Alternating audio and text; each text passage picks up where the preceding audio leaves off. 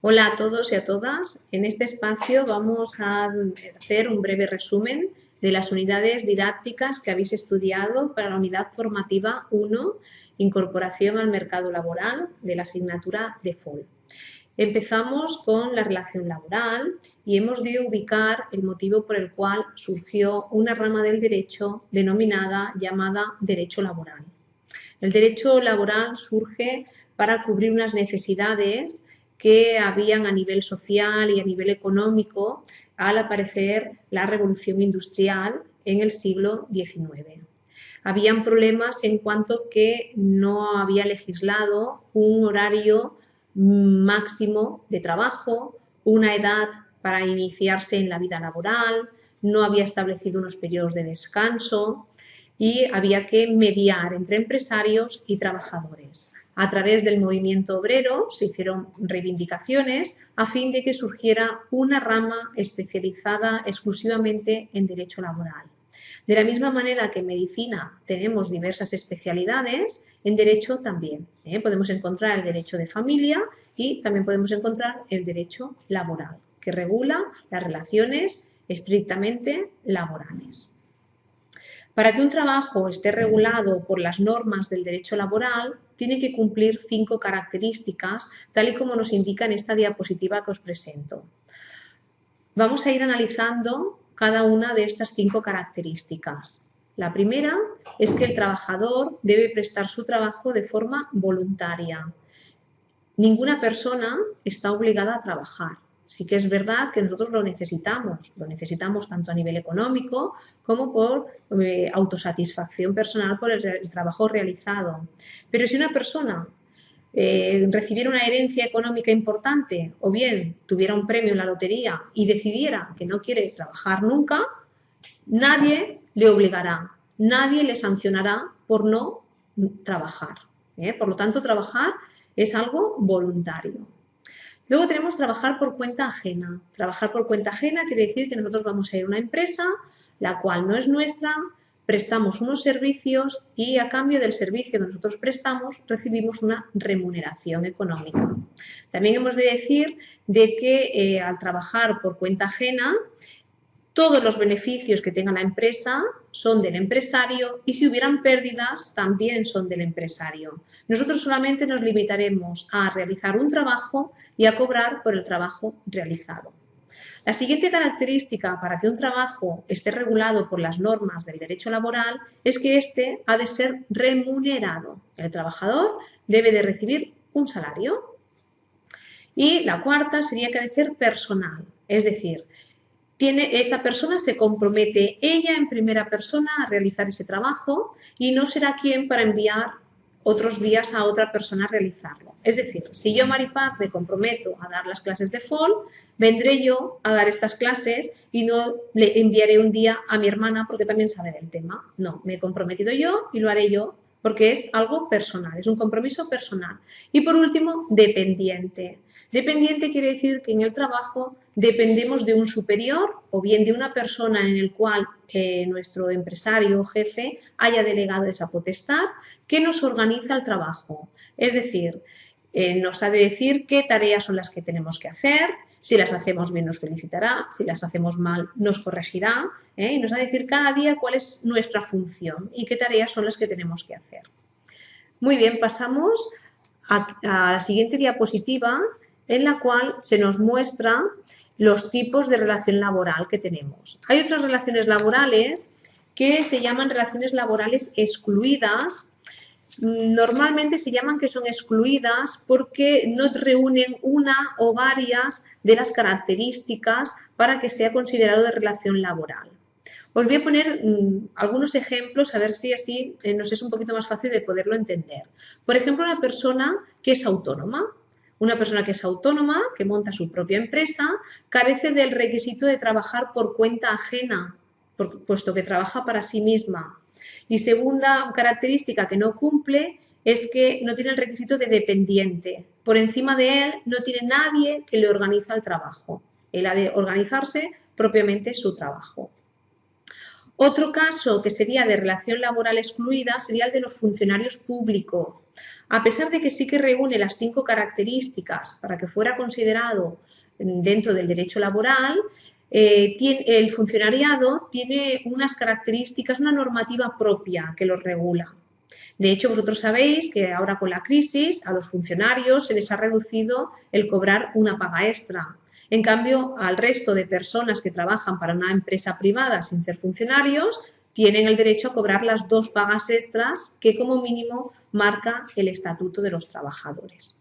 Y luego tenemos relaciones laborales especiales, que sí que podrían tener también todas sus características, igual que la relación laboral, pero que tienen unas peculiaridades que se consideran que son especiales, como por ejemplo los deportistas profesionales, las personas discapacitadas que trabajan en centros de trabajo especiales y las personas que trabajan, los artistas que trabajan en espectáculos públicos. Estos tienen una relación laboral especial.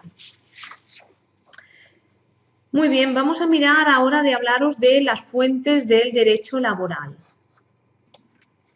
Ahora vamos a proceder a hablar de las fuentes del derecho laboral, fuentes nacionales y fuentes internacionales. Para ello vamos a recordar primero cuáles son los 3 poderes del Estado. Por un lado tenemos el poder legislativo, que se encarga de elaborar las leyes, que éstas se realizan en las Cortes y en el Parlamento y están compuestos por el Congreso y el Senado. Por otro lado, tenemos el Poder Ejecutivo, que elabora los reglamentos a través del Gobierno, con el presidente del Gobierno y los ministros. Y por último, tenemos el Poder Judicial, que es quien aplica y interpreta las leyes, es decir, serían los jueces.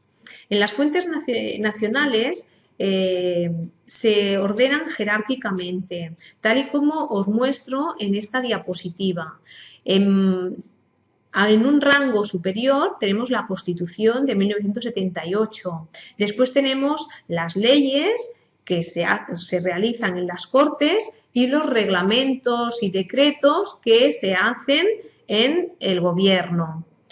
Convenios colectivos que van en función del sector profesional en el que se está trabajando y del cual se trata de un acuerdo entre empresario y representantes de los trabajadores de todo ese sector profesional.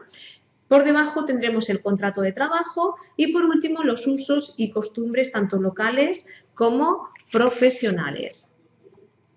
A nivel internacional, hablamos ahora del ámbito internacional. En el ámbito internacional tenemos el derecho comunitario. España forma parte de uno de los 28 países que integran la Unión Europea. España delega parte de su soberanía en la Unión Europea, dando así poder a que se puedan crear leyes que tengan prioridad con respecto a nuestras leyes nacionales y siendo prioritario su aplicación. Ahora vamos a hablaros de los principios del derecho laboral. Vamos a hablar de los principios del derecho laboral. Nos regiremos por el principio de jerarquía normativa, que quiere decir que una norma de rango o categoría inferior no podrá contradecir a una norma o rango de categoría superior. Por ejemplo, si en un contrato nos indican que tenemos que realizar 40 horas semanales, pero el convenio, que es de una categoría superior al contrato, nos especifican que el máximo de horas que se trabajan para este sector es de 39, este contrato, esa cláusula estará mal. Esa cláusula será anulada. Esa persona solo podrá trabajar 39 horas semanales, puesto que así lo rige el convenio, que tiene una categoría superior. ¿De acuerdo? Una norma de rango inferior no puede contradecir a una norma de categoría superior. Sí que la puede mejorar, pero no contradecir. Ahora vamos a hablar de los principios del derecho laboral. Por un lado tenemos el principio in dubio pro operario o siempre a favor del trabajador. Se trata de que en el caso de que tengamos varias normas que se pueden aplicar a un mismo caso, tenemos el dilema de qué norma vamos a aplicar.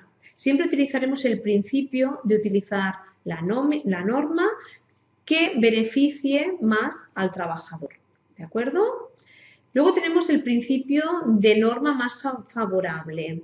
Dice, sería, en un caso, pueden aplicarse 2 o más normas, pero aplicaremos aquella que sea más favorable al trabajador también. Siempre tenemos que mirar a favor del trabajador. Y esto los jueces es a lo que se limitan, siempre a favor del trabajador.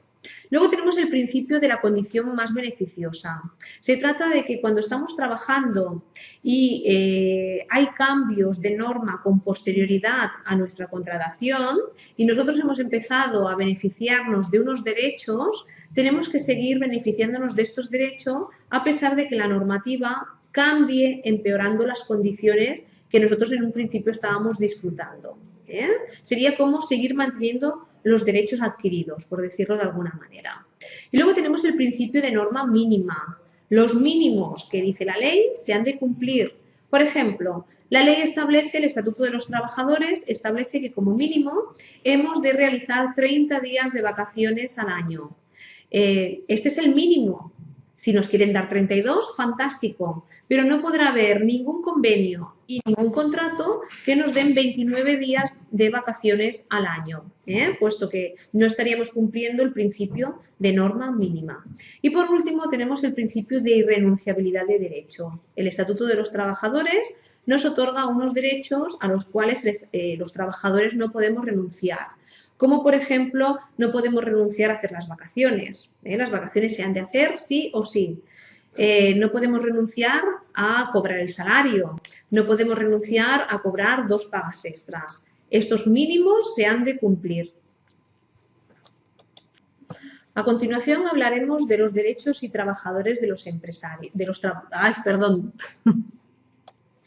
Disculpar, me he hecho un lío. Quería decir que vamos a tratar derechos y obligaciones, por un lado, tanto de empresarios como de trabajadores. Empezaremos hablando de los derechos y obligaciones de los trabajadores. Por un lado, el trabajador tiene derecho a poder elegir libremente su profesión u oficio. Nadie le está obligando a que aprenda un oficio o que ejerza una profesión.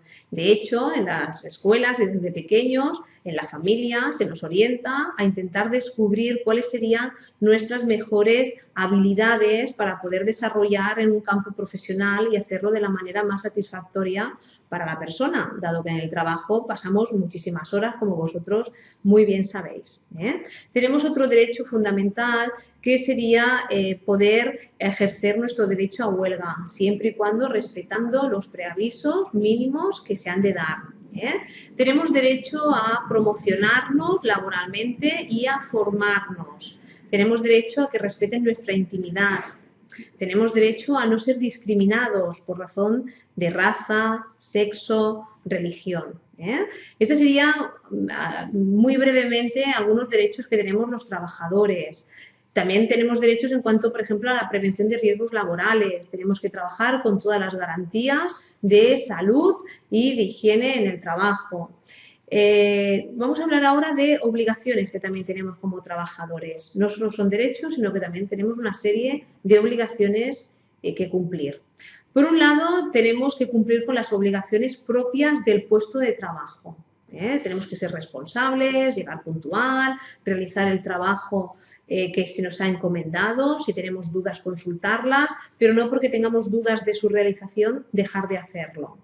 Por otro lado, tenemos la obligación de contribuir para mejorar a nivel de productividad. ¿Qué cosas podemos hacer para trabajar mejor en el día a día?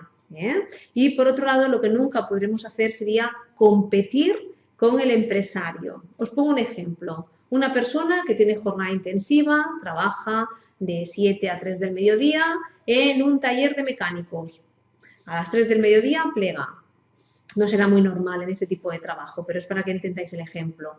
Y a las 5 de la tarde, cuando está en su casa, se dedica a realizar reparaciones de vehículos por su cuenta. Está haciendo una competencia desleal al empresario, puesto que él no está trabajando de forma legal. Vamos a hablar ahora también de las obligaciones que tiene el empresario, potestades. Os voy a intentar mostrar otra diapositiva.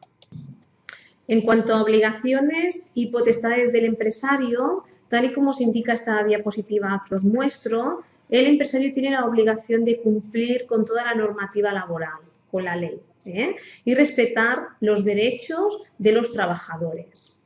Por otro lado, tiene unas potestades, es decir, qué cosas puede hacer el empresario, nos guste a nosotros más o nos guste menos. Por un lado, puede organizarnos el trabajo, tiene la potestad de dirigir la empresa, de poner a cada persona jerárquicamente en el puesto que él crea que le corresponde en función de sus capacidades. Tiene el poder de dictar órdenes, tiene el poder de controlar y vigilar nuestro trabajo. Nos puede incomodar que un día venga el empresario y se ponga delante nuestro a ver cómo realizamos el trabajo. Nosotros no le podemos decir, oiga, porque me observa, me siento mal, me intimida. Nos sentiremos mal, es verdad, pero está en su derecho a poderlo hacer. Y además tiene el poder disciplinario con unos límites, es decir, el empresario nos puede sancionar. Las limitaciones de esta sanción están dirigidas a que no nos podrá nunca tocar el salario, reducir el salario. Lo que sí que podrá hacer será sancionarnos sin empleo y sueldo. Es decir, durante 3 días no vengas a trabajar y por lo tanto, como no vienes a trabajar, no te pago esos 3 días. Pero el salario que nosotros hemos ganado de los días que ya hemos trabajado, eso es intocable. No nos puede sancionar quitándonos el salario que ya hemos ganado, sí el que dejaremos de ganar. Y por otro lado, tiene que respetar nuestros tiempos de descanso. Es decir, no nos podrá castigar diciéndonos que vamos a trabajar 1 hora más. No, el tiempo de descanso se ha de respetar. A continuación, comentaremos el tema 2, el contrato de trabajo, en el cual destacaremos los puntos más importantes. ¿Qué es un contrato de trabajo? Podemos definir un contrato de trabajo como un acuerdo entre empresario y trabajador, en el cual el trabajador se compromete a prestar unos servicios voluntariamente a cambio de percibir un salario, con independencia de que la empresa tenga beneficios o no los tenga. Él realiza un trabajo y por lo tanto cobra un salario. Para poder firmar un contrato de trabajo, el trabajador ha de tener una edad comprendida entre los 16 y los 18 años, siendo en este caso, si es menor de edad, lo tendrán que firmar su madre, su padre o bien su tutor legal. Podemos encontrarnos también con un ser mayor de 18 años, en el cual solamente lo tendría que firmar él y el empresario. Y por otro lado, nos podemos encontrar un joven que esté emancipado judicialmente. En este caso, también tendrá que tener siempre el requisito de los 16 y los 17 años. Excepcionalmente, por debajo de los 16 años podrían trabajar aquellos niños que trabajan en espectáculos públicos, como por ejemplo el teatro, la televisión, circo, siempre y cuando tengan, por un lado, un permiso de la autoridad laboral y por otro lado, ese trabajo no comporte un riesgo para su integridad física y para su formación profesional y desarrollo humano. Ahora mismo, aquellos chicos, niños que trabajan en espectáculos públicos, como por ejemplo grabando series de televisión, la autoridad laboral, es decir, el Ministerio de Trabajo, les pide a la productora todo el guión para analizar cómo es ese guión, si es adecuado, si no es adecuado, y les exige que en las horas de rodaje tiene que contemplarse la figura de un psicopedagogo que le pueda ayudar a poder llevar sus estudios en la medida de lo posible, dado que se han dado cuenta que algunos niños que han trabajado mucho siendo niños, cuando han llegado a la época de la adolescencia, a las productoras este niño ya no les ha interesado, bien porque les ha cambiado el tono de voz, bien porque les han salido los típicos granos, porque ya no gustan y lo han dejado a un lado. Al dejarlo a un lado, el chico se ha venido abajo, nos ha caído una depresión profunda, ya luego ha venido ligado a veces con otros problemas de drogadicción y no se ha podido sacar de él lo máximo como persona y un poco se considera que han sido personas utilizadas en su niñez. Para evitar esto, la autoridad laboral exige que en los tiempos de rodaje se contemple la figura de un profesor o bien un psicopedagogo que le pueda ayudar en las materias del colegio, a fin de que se atrase lo menos posible en las mismas. Se puede celebrar un contrato de trabajo en calidad de o persona física o persona jurídica o bien una comunidad de bienes. Un contrato se puede celebrar de forma escrita o de forma verbal. A continuación os muestro los contratos que pueden celebrarse de forma verbal y los que han de celebrarse obligatoriamente de forma escrita. Actualmente la ley obliga a que todos tengan que ser de forma escrita, pero años atrás un contrato se podría celebrar de forma verbal y en la actualidad algunos contratos como el contrato indefinido ordinario, el contrato eventual por circunstancias de la producción a tiempo completo y con una duración inferior a 4 semanas también se pueden celebrar de forma verbal. Pensar de que antiguamente las personas tenían muy poca movilización, se trasladaban muy poco a trabajar a otras poblaciones. El trabajador normalmente hacía su vida en el pueblo en el que vivía y las personas se conocían. Si eras un mal trabajador, toda la población de alrededor te conocías y se conocía que eras un mal trabajador, que eras irresponsable, que no llegabas puntual, etc. Si eras un mal empresario porque no tratabas bien con respeto a tus trabajadores, porque no pagabas puntualmente el salario, también los trabajadores del entorno lo conocían, con lo cual ambas partes se esforzaban para que esa relación laboral fuese beneficiosa para los dos. Hoy en día nos movemos. Hoy en día no todo el mundo encuentra el trabajo en la misma población en la que vive. Eso obliga que la palabra ha perdido peso y necesitamos hacerlo todo por escrito. No obstante, el contrato simplemente sirve para mostrarlo en la oficina de empleo. Realmente lo importante es que nos den de alta en la seguridad social. Son dos procedimientos distintos. Cuando firmamos el contrato se registra en la oficina de empleo y cuando dan las noticias nos dicen que el índice de desempleo ha aumentado o que el índice de desempleo ha disminuido. Pero realmente lo que a nosotros nos importa es la cotización a la seguridad social. Algunos de vosotros habéis preguntado, si una persona tiene un contrato verbal y tuviera un problema, ¿dónde acude?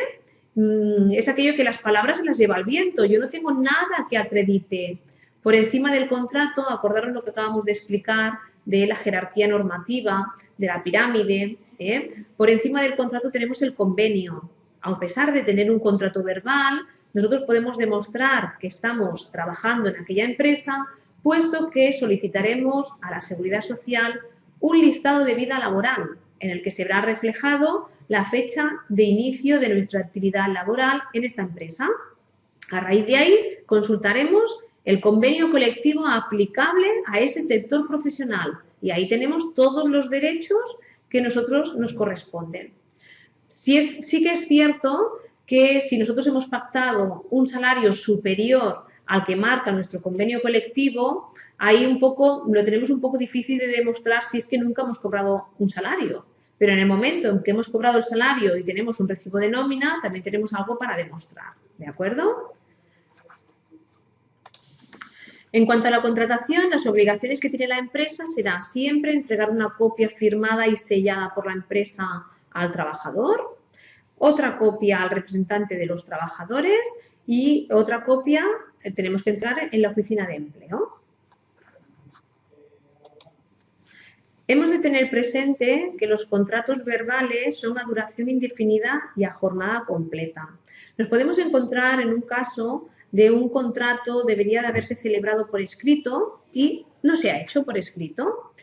Ese contrato se transforma en un contrato indefinido y a jornada completa, excepto si Y esto es muy importante. Si la naturaleza para la cual la persona fue contratada se sobreentiende que es un trabajo estrictamente temporal. Os pongo un ejemplo. Si una persona es contratada como vigilante, socorrista en una piscina, se entiende que cuando acaba la temporada de verano, su contrato ha finalizado, a pesar de que no haya sido formalizado por escrito. Otra consideración a tener en cuenta es cuando un trabajador tiene un contrato temporal y llega el momento de renovarlo, si el empresario no le comunica su prórroga y este trabajador continúa trabajando, se entiende que el contrato ha sido prorrogado. Cuando se llega al máximo de prórrogas que se pueden efectuar en esa modalidad contractual, no se avisa al trabajador de que ya no se pueden realizar más prórrogas. Si éste continúa trabajando, este contrato se convierte en indefinido. Hablaremos a continuación sobre el periodo de prueba. El periodo de prueba es una cláusula que no tiene por qué ser obligatoria en todos los contratos, en la cual el empresario y el trabajador pactan un tiempo para conocerse y saber si el uno se necesita del otro. Durante ese tiempo, llamado periodo de prueba, en el cual el contrato está vigente y el trabajador está dado de alta en la Seguridad Social, ambas partes, tanto trabajador como empresario, pueden finalizar en cualquier momento su relación laboral sin necesidad de ningún preaviso.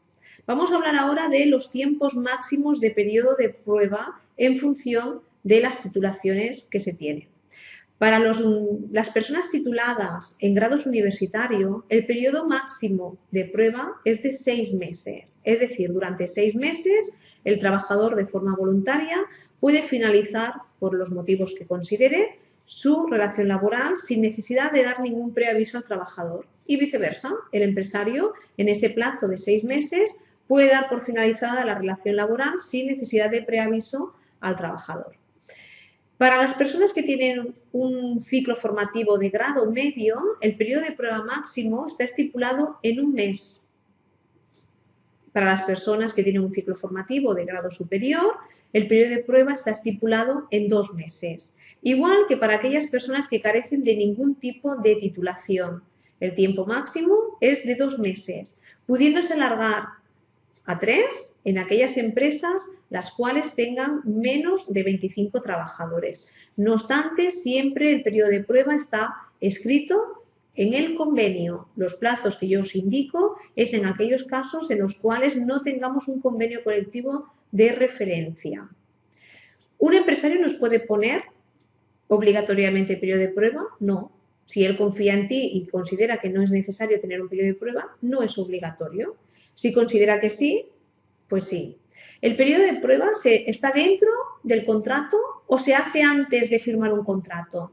El periodo de prueba está dentro del contrato, es decir, tú has de estar contratado, estar dado de alta en la Seguridad Social y hay una cláusula que indica periodo de prueba. Y exclusivamente sirve para esto, para conocerse empresario y trabajador y acabar de ver que ambas partes se complementan. Y si ello no es así, poder romper la relación laboral sin preaviso. Simplemente sirve para esto, pero no es obligatorio que en todos los contratos se fije un periodo de prueba. Lo que sí que se han de respetar son los tiempos máximos del periodo de prueba. Vamos a hablar ahora de, algunos de vosotros habéis hecho consulta destacando que explicara el contrato en formación, diferencias entre el contrato en formación, contrato en prácticas y convenio en prácticas. Esto yo siempre le dedico un espacio especial, sobre todo al contrato y al convenio de prácticas. Convenio de prácticas es un estudiante de un ciclo formativo de grado medio, grado superior o incluso un grado universitario que durante el tiempo que está estudiando realiza una colaboración con una empresa para hacer prácticas, pero no establece ninguna relación laboral, puesto que no está dado de alta en la Seguridad Social, no recibe ningún tipo de remuneración, es decir, carecen algunas de las 5 características para que esté considerado un trabajo regulado por el derecho laboral. Eso sería el convenio en prácticas. Vosotros, por el ciclo que estéis haciendo, sabéis que tenéis una asignatura, la formación en centros de trabajo, que requiere de unas horas de prácticas en empresa. Esto sería un convenio de colaboración en prácticas. Ahora vamos a hablar del contrato en prácticas. ¿A quién se le puede hacer un contrato en prácticas? Se le puede realizar un contrato en prácticas a todas las personas con independencia de la edad que tengan, que han finalizado un ciclo formativo de grado medio en cualquier especialidad, un ciclo formativo de grado superior en cualquier especialidad y un grado universitario de cualquier especialidad. A estas personas, siempre y cuando desde la fecha de finalización de su titulación no hayan transcurrido más de 5 años, se les puede formalizar un contrato en prácticas. Tal y como les muestro en la diapositiva, hemos comentado de que no existe límite de edad, es decir, una persona finaliza un ciclo formativo de grado medio o grado superior con 45 años y le podrán formalizar un contrato en prácticas. Para que nosotros lo entendamos de una forma sencilla, sería el contrato que le hacen a un novato que acaba de salir de hacer unos estudios y todavía tiene que perfeccionarse. ¿Cuánto tiempo dura este contrato? El tiempo mínimo es de 6 meses y el máximo 24, 2 años. ¿Qué retribución puede cobrar? Durante el primer año no podrá cobrar, no quiere decir no podrá cobrar, no. Su salario no podrá ser inferior al 60% de lo que esté cobrando un trabajador de la misma categoría profesional. El primer año. Y el segundo año su salario no podrá ser inferior al 75% de lo que esté cobrando un compañero en su misma categoría profesional.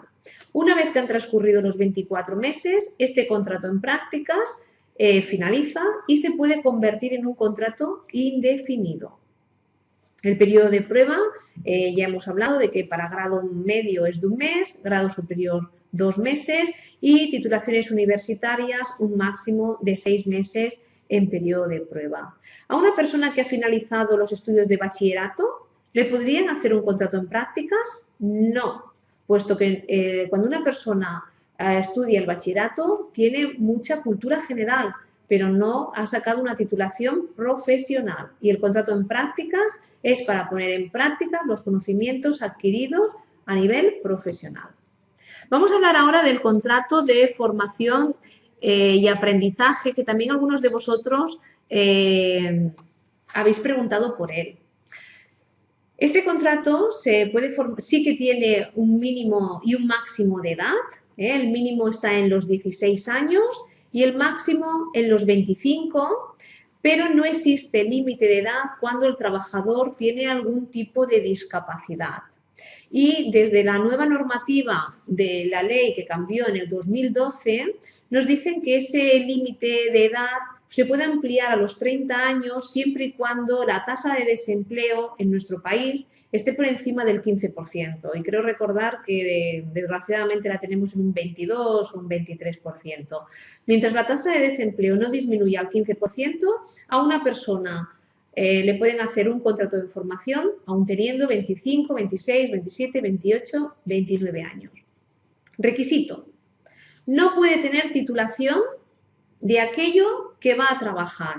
Es decir, si va a trabajar como técnico administrativo, no puede tener ningún título que acredite que es técnico administrativo. Y tampoco puede tener la experiencia laboral de como mínimo 1 año como técnico administrativo. Es decir, si una persona acredita titulación o experiencia laboral como mínimo de 1 año, no le podrán hacer este tipo de contrato.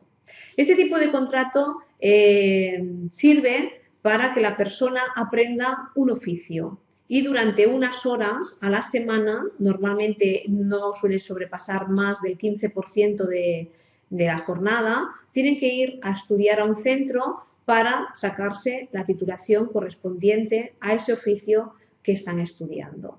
Ha sido un contrato muy criticado por los sindicatos puesto que actualmente la persona cuando queda desempleada sí que genera derecho a poder cobrar desempleo y si está de baja puede cobrar su baja. Pero años atrás este contrato no generaba derecho a que el trabajador, al finalizar su contratación después de 2 años, pudiera cobrar el desempleo. Actualmente sí, pero anteriormente había sido muy criticado por este motivo. Continuaremos hablando de algunos contratos que suelen ser más difíciles de poder comprender. Por ejemplo, tenemos el contrato eventual por circunstancias de la producción. Es aquellos contratos que se formalizan cuando una empresa tiene un volumen de trabajo puntualmente superior al habitual y necesita contratar a personas para agilizar el proceso de la productividad. En este caso, es un contrato eventual por circunstancias de la producción. Por ejemplo, el que suelen hacer en los centros comerciales cuando viene la campaña de Navidad o cuando viene la época de las rebajas. Es un contrato eventual por circunstancias de la producción. Este contrato no podrá ser superior a 6 meses. Vamos a pasar ahora al contrato de interinidad. El contrato de interinidad es aquel que se realiza a personas que van a sustituir a otras que tienen reservado su puesto de trabajo. Por ejemplo, cuando una persona está de baja, quien viene a cubrir esa baja le formalizarán un contrato de interinidad. Cuando una persona se va de vacaciones, si la empresa necesita tener ese puesto de trabajo cubierto, la persona que vendrá a sustituir al que está de vacaciones le harán un contrato de interinidad. Cuando una persona está de baja maternal, lo mismo. Cuando la persona ha finalizado las vacaciones, el contrato de interinidad finaliza. Cuando la persona se ha recuperado de su enfermedad, intervención quirúrgica o se ha acabado simplemente la baja maternal, ese contrato finaliza y ella vuelve a recuperar su puesto de trabajo. Se ha de hacer siempre por escrito. Esta modalidad de contratación se ha de hacer por escrito. También se puede hacer este contrato cuando estamos seleccionando a una persona para cubrir una vacante en un puesto de trabajo que acabamos de crearlo. Estamos en un proceso de selección. Mientras seleccionamos qué persona cubrirá este puesto, pero yo necesito tener en marcha ya esta función dentro de la empresa.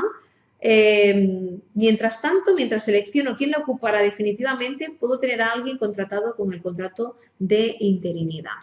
¿De acuerdo? A continuación, comentaremos el contrato de relevo. El contrato de relevo se realiza para sustituir parcialmente a un trabajador que ha accedido a la jubilación parcial. Es decir, una persona ha accedido a la jubilación parcial y va a trabajar solamente en horario de mañanas. Su jornada completa sería mañana y tarde. Por las tardes tiene que ir a otra persona a cumplimentar la jornada que deja de hacer el que ha pasado a la jubilación parcial. Esta otra persona, la modalidad contractual que le hacen es un contrato de relevo. ¿Cuándo finaliza? Cuando el trabajador que ha accedido a la jubilación parcial acceda a la jubilación completa. En ese momento finaliza el contrato de relevo. ¿De acuerdo? ¿Qué son las empresas de trabajo temporal? Son empresas que contratan trabajadores para que estos presten sus servicios a otras empresas. Tienen una normativa propia y están regulados y en ningún caso una empresa podrá utilizar los servicios de una ETT para cubrir a sus trabajadores cuando están ejerciendo el derecho de huelga. Sabéis que el derecho de huelga es una presión que podemos utilizar los trabajadores para reivindicar unos derechos o bien solicitar unas mejoras. Si a la hora de que nosotros hacemos huelga, la empresa solicita los servicios de una ETT, nosotros no hacemos fuerza ninguna. Entonces, la ley dice que una empresa no podrá en ningún caso contratar los servicios de una ETT cuando los trabajadores están ejerciendo su derecho a la huelga. Tampoco podrá utilizar los servicios de una ETT cuando ha despedido a personas a trabajadores y desea cubrir esas vacantes con personal de la ETT. Esto tampoco lo puede hacer. Cuando un trabajador tiene un contrato temporal superior a 12 meses y desea finalizarlo, debe de hacer un preaviso. Tiene que dar un preaviso de 15 días. En el caso de que el trabajador no quiera dar ese preaviso, tiene que ser consecuente en que la empresa se pueda acoger a descontarles todos los días que ha dejado de comunicarle la antelación de que quería dejar la relación laboral. De la misma manera, el empresario también está obligado a, cuando tenemos un contrato superior a 12 meses y desea romper la relación laboral, también nos tiene que dar un preaviso de 15 días. Y en el caso en el que no lo hiciera, también tendríamos derecho a una indemnización.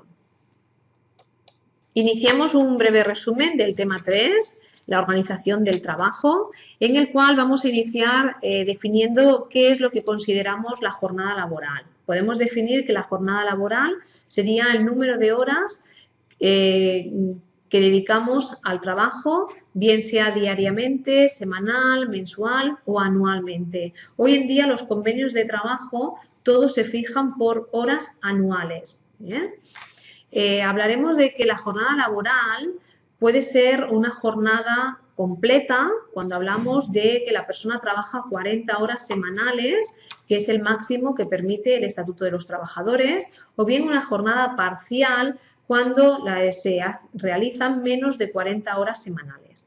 También podemos distinguir entre la jornada continuada o también llamada jornada intensiva, en las cuales las horas diarias se realizan todas de un tirón. Por ejemplo, aquellas personas que trabajan de 7 de la mañana a 3 del mediodía. Hemos de recordar que en esta jornada hay unos descansos. Por cada 6 horas de trabajo nos pertenecen 15 minutos de descanso.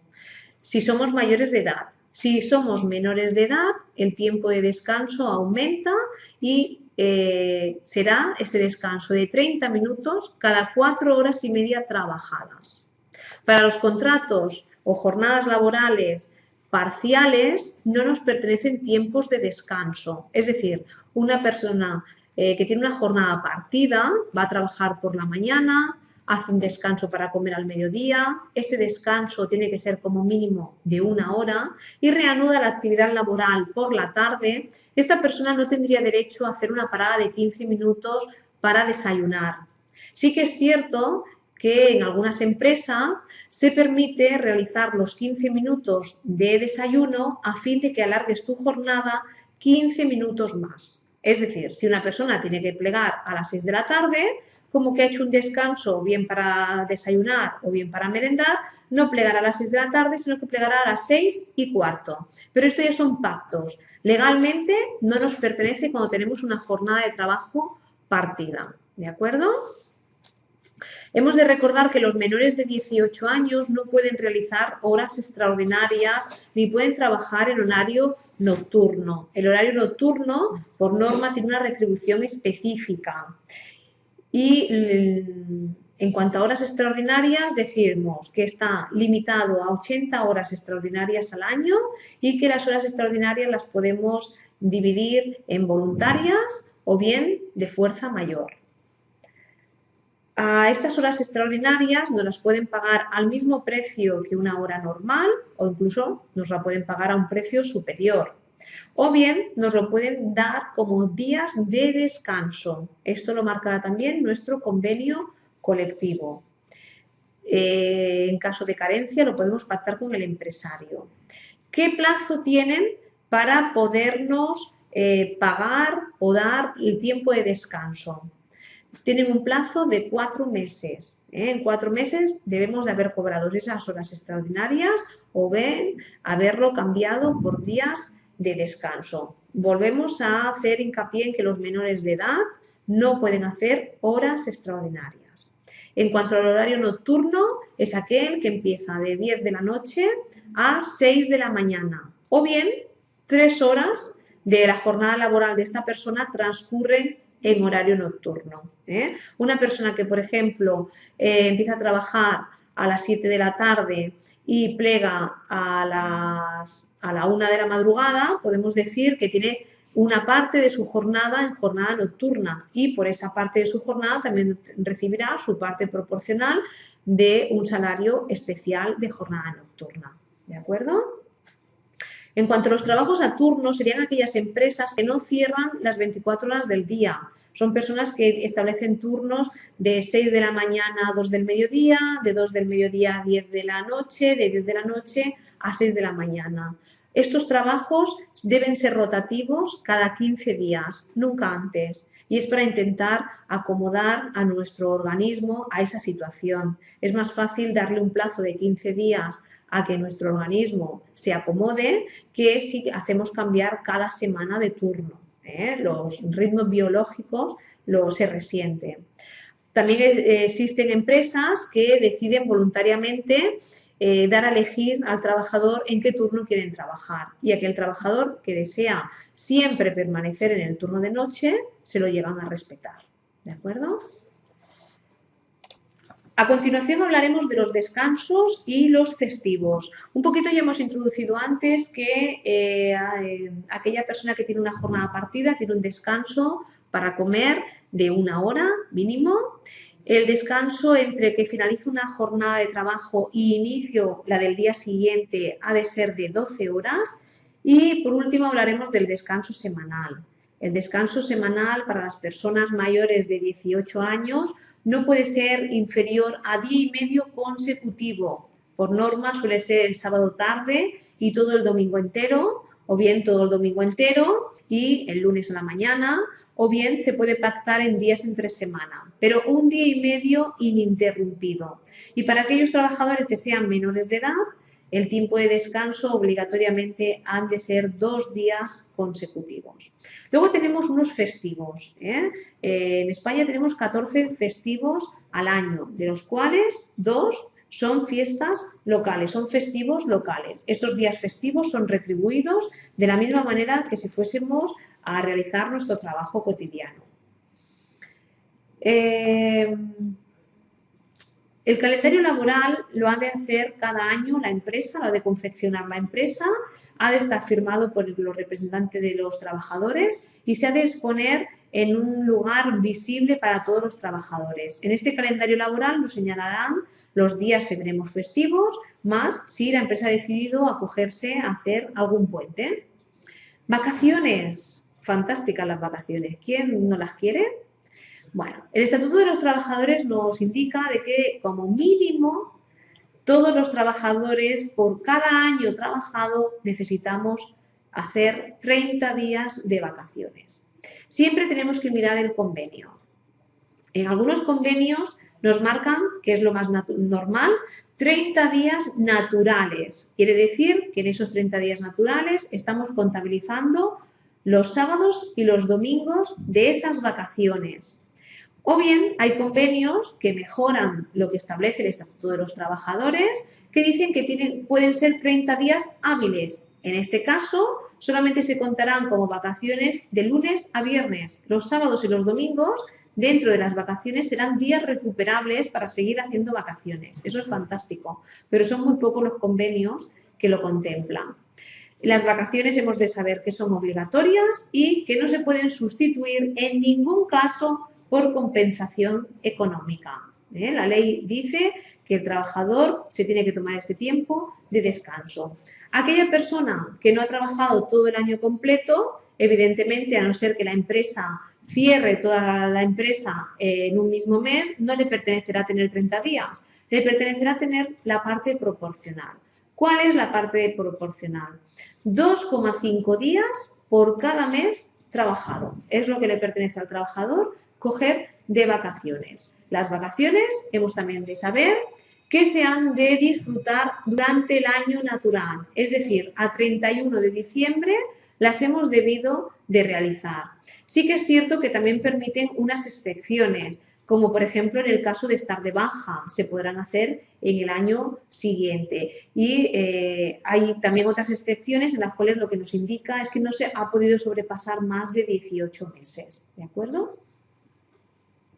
Las vacaciones, ¿con cuánto tiempo lo hemos de saber con antelación? Un empresario te puede venir y te puede decir, no pensaba darte vacaciones hasta septiembre, pero mira, como veo que ahora en agosto no hay demasiada faena, cógete ya las vacaciones. No. El trabajador tiene derecho a saber cuál es su periodo vacacional 2 meses antes y se debería de llegar a pactar. 2 meses antes debemos de saber en qué periodo vamos a hacer nuestras vacaciones. De los 30 días que comentamos que son obligatorios que el trabajador ejerza sus vacaciones, hemos de saber que se pueden distribuir de diferentes formas. Cada vez es menos usual que el trabajador coja los 30 días seguidos, puesto que agradecemos tener pausas a lo largo del año. Nosotros lo agradecemos. Pero sí que se establece que 15 días han de ser consecutivos. Un periodo vacacional de 30 días, 15 días han de ser consecutivos. Los otros 15 días, si la empresa nos lo permite, nos lo podemos acomodar en vacaciones de Navidad, en vacaciones de Semana Santa, etc. Os voy a poner un caso de una persona que empieza a trabajar en la empresa a fecha 1 de noviembre. Finaliza el año 31 de diciembre. O bien, en la entrevista ya le dicen de que va a tener 5 días de vacaciones, a hacerlas, a disfrutarlas antes de que acabe el año, o bien, si no se lo avisan, están incumpliendo la normativa que acabamos de decir que lo ha de saber 2 meses antes. En ese caso, sería la excepcionalidad de que lo podría hacer al año siguiente sin haberlo perdido. Si las vacaciones no las hacemos dentro del año actual y no está dentro de las excepcionalidades, son vacaciones perdidas. A continuación vamos a comentar algunos de los permisos retribuidos a los cuales los trabajadores tenemos derecho. Permisos retribuidos. ¿Qué quiere decir? Que tenemos permiso para no ir a trabajar y nos los están pagando como si fuésemos a trabajar. Vamos a comentar algunos de ellos. Por ejemplo, en caso de matrimonio, nos pertenecen 15 días naturales. El matrimonio legal es el matrimonio civil. Es el único que en España se reconoce. Si nosotros somos pareja de hecho, no nos pertenece ningún tipo de permiso retribuido. Para poder ir a exámenes prenatales, al médico a hacer los controles mensuales, tenemos permisos para faltar al trabajo sin que por ello nos hagan recuperar ese tiempo que hemos dejado de trabajar. En el caso del nacimiento por un hijo, la madre no tendrá un permiso, la madre lo que tendrá será una baja por maternidad, la cual hablaremos que es de 16 semanas, prorrogables a 2 semanas más por cada hijo nacido en el mismo embarazo, y en el caso del padre sí que en este caso tendrá un permiso retribuido. Ese permiso retribuido serán 13 días que le da la Seguridad Social y 2 días que le da la empresa. En total, 15 días. Se hablaba antes de la crisis, había una propuesta del partido que había antes de la crisis gobernando, de que querían ampliarlo a un mes para poder conciliar mejor la vida laboral con el nacimiento del hijo. Pero dada la situación de crisis, eso ha quedado en stand-by y de momento lo único que rige son estos 15 días, que además son bastante recientes. Creo recordar que son desde el 2005-2007. Anteriormente al padre solamente le pertenecían 2 días, que prácticamente era para gestionar la inscripción de la criatura en el registro civil y poco más. En el caso también tenemos permiso, por ejemplo, cuando hacemos un traslado a otro domicilio, nos pertenece un día. Sí que es verdad que al empresario son cosas que no les gusta demasiado que nosotros digamos, el viernes no vengo porque voy a hacer la mudanza que me traslado a vivir a otro sitio, o el lunes no vengo. No suele gustar, pero es un derecho. Si uno lo quiere ejercer, fantástico. Si no lo quieres ejercer, pues no sucede nada. Por ejemplo, también tenemos permiso para ejercer, dice el libro, un deber inexcusable de carácter público y personal. Por ejemplo, cuando nos ha tocado estar en una mesa electoral. Resulta que trabajo en un hospital, el hospital no cierra sábados ni domingos y en nuestro país las elecciones siempre son en domingo. Hoy me tocaba trabajar en el hospital. Bueno, yo comunicaré al hospital de que he de estar en una mesa electoral y por lo tanto ese día no iré a trabajar. No iré a trabajar y a mí ese día la empresa me lo pagará como si hubiera ido y además en domingo. Si me toca cobrar un plus por festividad, lo seguiré cobrando igualmente. ¿De acuerdo? Por ejemplo, en el caso de exámenes, no tenéis permiso para los exámenes que son parciales de evaluación continuada, pero aquellos exámenes que son de final de asignatura, para estos exámenes sí que la empresa está obligada a daros un permiso. Luego hablamos, que también habéis pedido que habláramos y que os aclarara un poquito esto de las nuevas formas de organización. Con la nueva normativa laboral del 2012, cuando os hablan de las nuevas formas de organización y os hablan de formas de flexibilización laboral, no tiene nada que ver con flexibilizar para la vida laboral, laboral y familiar, sino todo lo contrario, tiene que ver con flexibilizar a la en medida del empresario.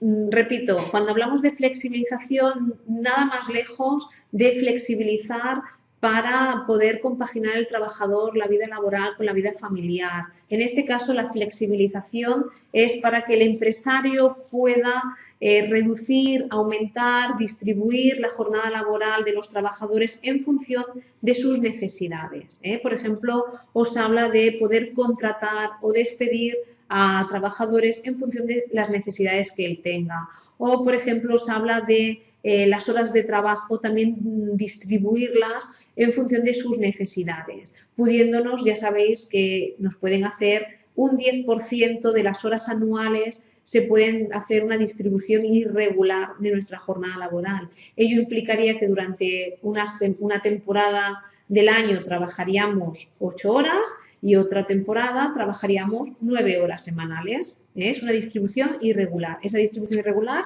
recordemos, no puede superar el 10% de la jornada anual pactada en el convenio colectivo de nuestra especialidad. Por ejemplo, también os habla de la flexibilidad salarial, intentando premiar la productividad, ¿no? A mayor productividad, mayor salario. Sería aquello de hasta 1000 unidades tienes tanto salario. En el momento que fabricas el producto 1001, empiezas a cobrar por productividad, un beneficio por productividad. O flexibilidad geográfica, la movilidad geográfica. El empresario se reserva el derecho a poder mover geográficamente al trabajador siempre en función de sus necesidades, aunque ello implique un cambio de domicilio para el trabajador. En este punto, la flexibilidad, vuelvo a repetir, no tiene nada que ver con intentar compaginar la vida laboral con la vida familiar, sino se flexibiliza a petición del empresario, para acomodarlo a las necesidades del empresario. Esto fue una de las nuevas reformas del derecho laboral del 2012.